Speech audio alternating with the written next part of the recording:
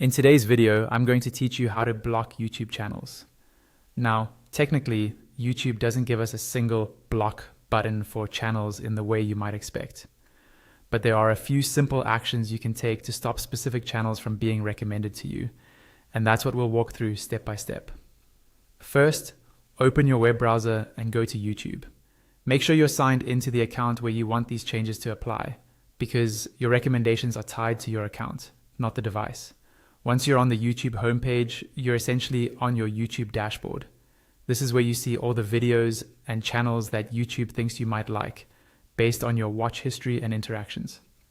When you come across a channel you don't want to see anymore, you'll usually notice its videos appearing in your home feed, in the Up Next section, or in search results. Right next to the video title, or sometimes under the video thumbnail, you'll see a small icon with 3 vertical dots. This is the menu that controls how that video and channel show up in your recommendations. Go ahead and move your mouse over the video from the channel you want to avoid. Click on those 3 dots. A small menu will pop up with several options. Depending on where you are on the site, you might see things like not interested, don't recommend channel, and options to report the video. What we're focusing on here is the option that says don't recommend channel. Click that.